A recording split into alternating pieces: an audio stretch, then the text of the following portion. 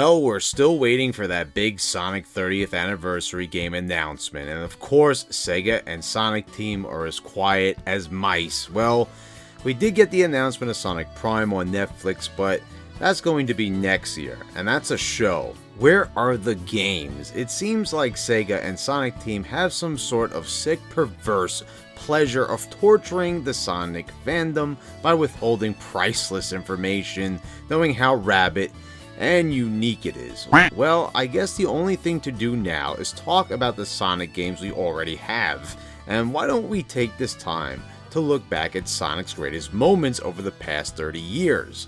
More specifically, the things that make for those great moments, the levels. There's been quite a few of these things, and I think since we've covered quite a few Sonic games on this channel, it'd be appropriate to rank them in celebration of the 30th anniversary. So let's do the top 10 best, with no restrictions or weird rules to this list like limiting one level from each game or anything like that. I just won't rank any level twice, meaning that if it appears in another game, it won't be on here 2 times, because that would be pretty stupid. These are just going to be my personal top 10 levels and the reasons why they are being ranked as such, so let's get to it. Number 10, Rooftop Run, Sonic Unleashed. So I'm kicking off the list with a level from probably one of the most divisive and controversial Sonic games of all time. And yeah, I know what you guys are thinking, and I have to ask, for the love of God, can we please stop talking about the Hedgehog when we bring up this game for a change? I mean, it is possible to talk about other aspects of the game instead of the Hedgehog, right people? And if you want to hear the hate on that, you can literally watch countless other videos for your fill. But for a change, let's talk about one of the best levels to represent the speed and grace of Sonic in what's probably, at least in my estimation, the best looking Sonic game ever. Rooftop Run is just such a smooth looking, vibrant, city themed level, and you're able to go extremely fast thanks to the boost gameplay, grind on rails, race around the face of a massive clock, and this is a sense of speed you just didn't get up to this point. The flow of everything going on here just seems seamless and smooth, and when you're transitioning from one action to the next, it just looks like a gloriously choreographed action scene. All the different perspectives of the city are on display, and we've got 2D and 3D camera angles, keeping things artistically interesting.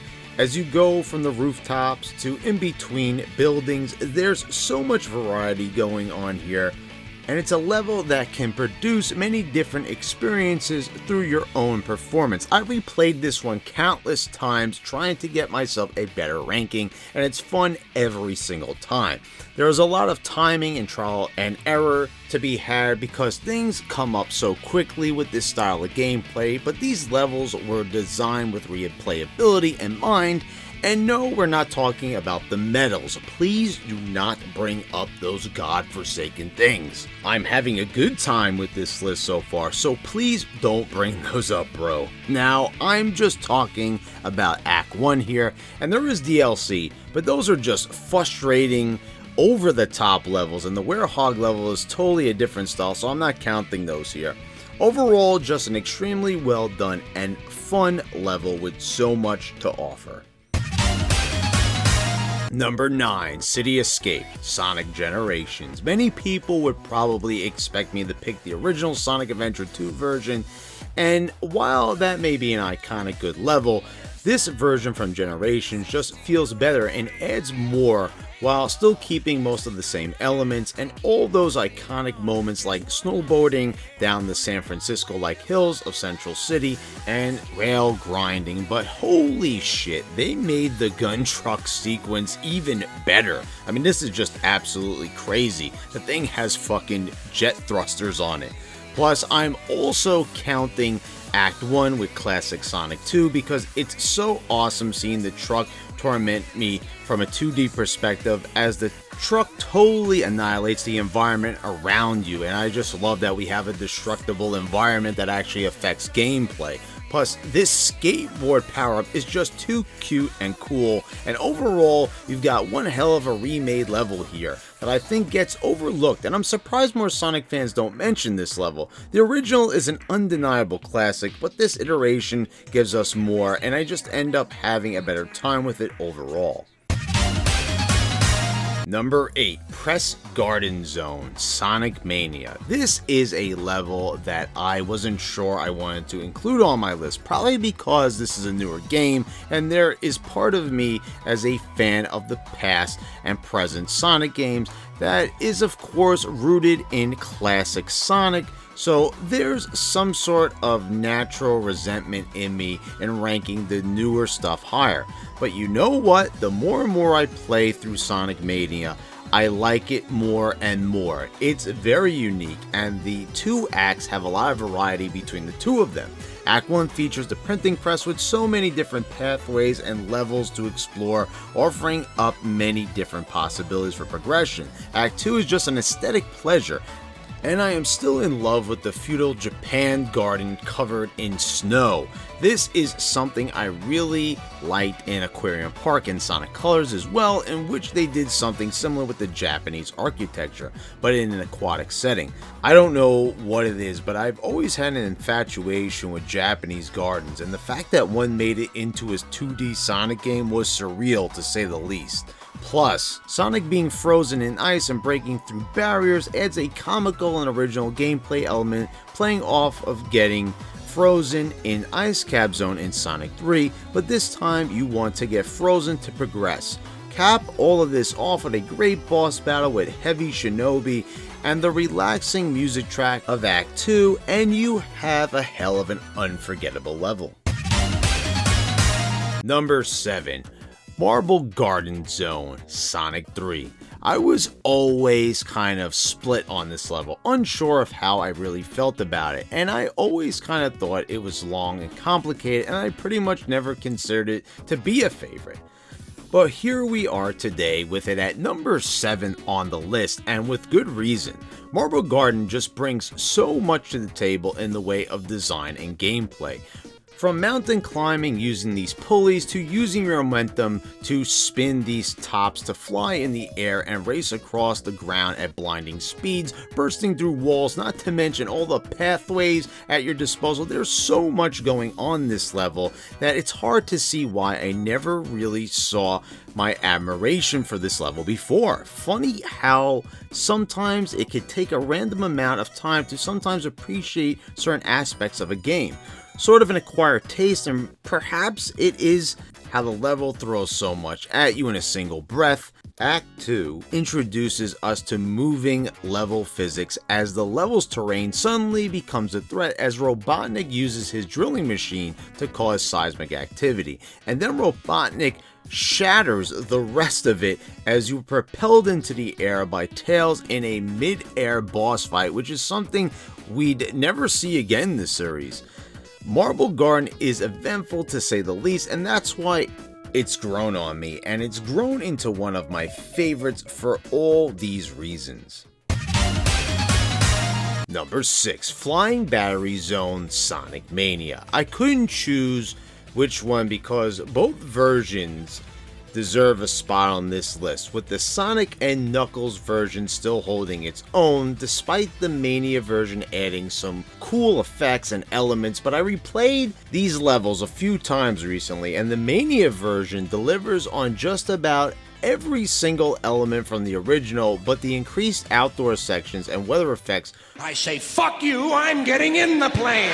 Plus, even a brief Death Egg Zone anti-gravity section gives it the edge. Also, I really like how they took the Mad Moles from Sonic and Knuckles and souped them up, making them into a more elaborate hazard by commandeering these electrical current producing pods, and you use these spinning propeller rods to launch yourself into them. It's cool to see this stage gimmick being used as a makeshift weapon instead of just a means of flashy progression. Well, so yeah, as much as it pains me to give a new game the edge, come on, let's be honest here. It's prettier, plays smoother due to the better hardware, and Christian Whitehead and company just did everything they could to improve this classic stage and still maintaining what made the original so great. Number 5, Aquarium Park Sonic Colors. Well, this one may take people by surprise because Sonic Colors is sort of a forgotten Sonic game, but it's still remembered and revered to some extent, because many fans want it ported to PC from Steam, and that may very well happen this year. So these people understand just how good Sonic Colors actually is, and how it had the desire to try and restore Sonic's reputation to his 2D roots of glory. People were still not entirely thrilled with the Hedgehog-filled Sonic Unleashed and wanted something a bit more traditional. Sonic Colors delivered on an excellent 3D, 2D hybrid blend that was briefly used in Sonic Unleashed, and they expanded on it tenfold here, and thanks to that, we got a beautiful fleshed out level like Aquarium Park. People like to talk about vibes and feels when talking about certain things in entertainment, and this is one of those moments, combined with one of the best pieces of Sonic music ever heard, and this feudal Japan aquarium setting, that this is just so tremendously vibrant. Running under these azumeyas that would typically be found in a Japanese garden, and you're surrounded by this giant dome. It just brings about an aesthetically pleasing sense of wonder.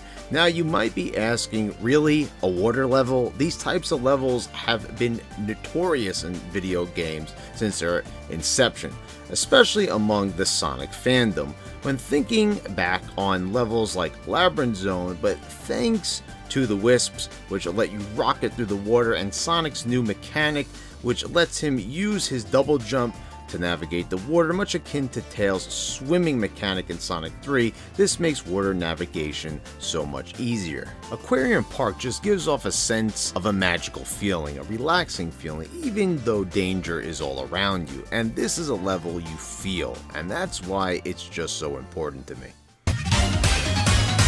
Number 4, Green Hill Zone Sonic 1. The most iconic Sonic level there is, and probably ever will be. This level has been featured and remixed so many times, many fans claim to be sick of it, and maybe it might be overused and overdone, but can anyone deny the fact that the design makes for such a good aesthetic? The waterfalls, bridges, cliffs, and dazzling blue sky all give a comforting, warm feeling that just makes me want to keep replaying this level.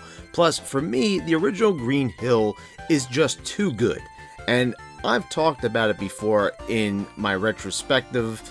That moment where you're launched into the air after spinning through one of these tunnels into a sea of rings is the moment you realize you're playing something special. Also, the layering and alternate paths in which you can stay on top of the level or below it, and you'll get different experiences each time, was just ahead of its time. Even Mario games don't have this kind of choice and preference of navigation because you mostly travel a set path in those games.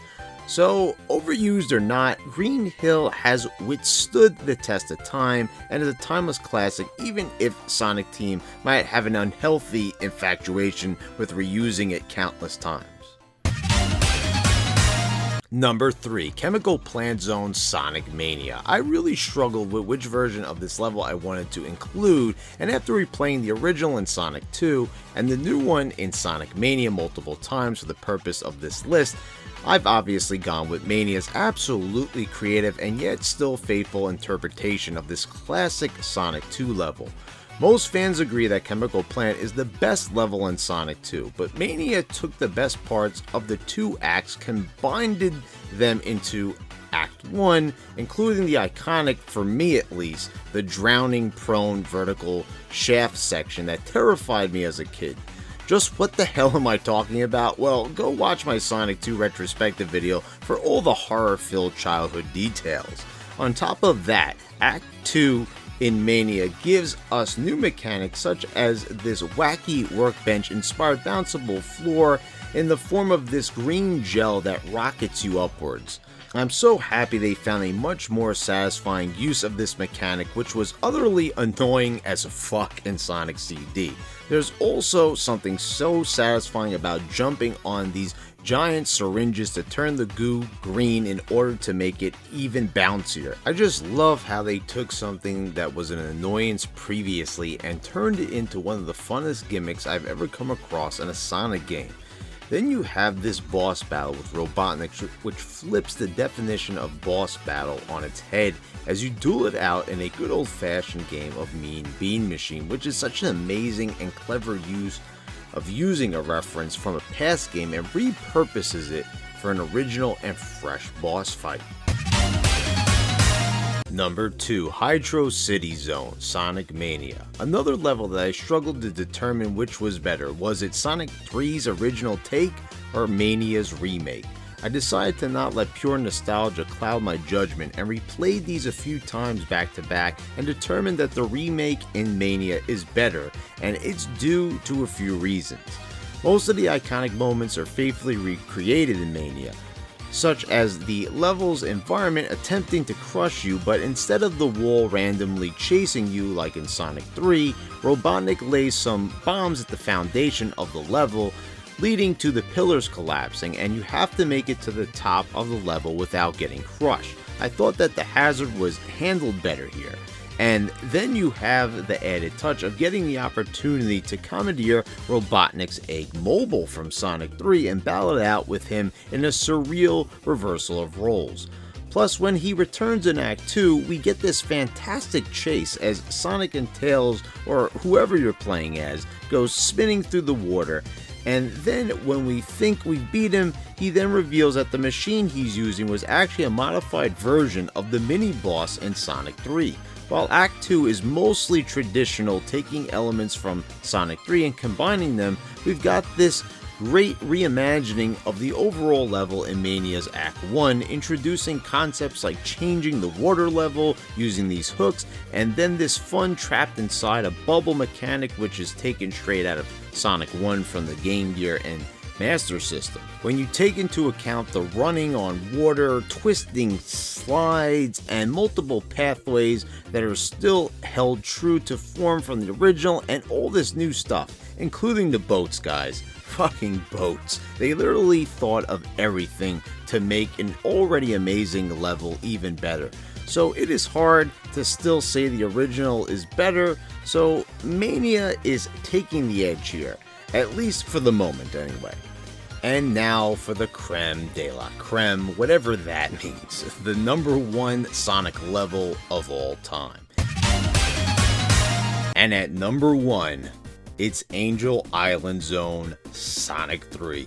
Guys, this level is just magic. If you need to know why, just play it. And maybe this is nostalgia talking, and if it is, I really don't care. Some may think the best Sonic levels need to be complicated and gimmick-filled, and try all sorts of weird or wacky stuff, but sometimes simplicity is key, and when you have really obscenely tight gameplay mechanics, a dazzlingly glorious backdrop like this lush jungle aesthetic, plus all the memories and emotions that flow through you when playing it, well, then you just may damn well have the best level ever. It's kind of like Green Hill in that respect, and how it just means so much to this series because it introduces so much, including Knuckles, who was the new major character on the scene at this time, and little did we know, but we were getting a character on the same level and caliber of Sonic and Tails. But this one just hits harder and better than Green Hill. From the opening cutscene to getting to explore the different nooks and crannies of the island, I remember how many times I tried to see if I could beat this mini-boss when it first showed up, to no avail, but I still tried anyway during every playthrough. But has anyone really ever stated just how amazing it looks when the entire screen just fills with fire, and you then see the entire level is set ablaze, even leading into Act 2? After seeing Emerald Hill Zone be pretty much a repeat of Green Hill Zone from Sonic 2, how many people thought Sonic 3 was going to be this drastically different? This lush jungle setting, the music, the waterfalls, the multiple layers, which are just begging to be explored, all add up to an experience that makes you feel like you're exploring a vast jungle environment, and that was the point, obviously. Plus, swinging from vines and flying down zip lines gives this introductory level so much personality, and then you come to this part where a fucking bomber plane flies overhead and starts dropping bombs on you, and you see an all too familiar figure in the background, and then you come to another massive waterfall from which Dr. Robotnik emerges from behind. I mean, come on, is that not a fucking hell of an entrance? What an reintroduction to this classic villain. So yeah, I really like this level, and I feel the replayability and the story being told here intertwined within the level just does it for me in a way no other Sonic level could, or maybe never will. Well, there you have it, guys. Now these can definitely change, depending on mood. I might actually switch some of these around in my head every now and again, but this is a pretty general idea of what I like when it comes to Sonic games. These are really amazing levels, and I know a lot of you are probably going to disagree, but maybe you agree. I have no fucking idea. So let me know down in the comments down below how you feel about this list. What are your top 10 levels? List them out below in the comments, why don't you? Or at least, just tell me some, or what you think of some of these levels. I'd really appreciate it if you do, and if you haven't subscribed already, please do so. Click the bell so you get all notifications when I post all my new videos. I want to thank all my patrons for your continued support, and why don't you also check out some of my other Sonic retrospectives and reviews, and there's definitely more on the way. Anyway, guys, I'll see you next time.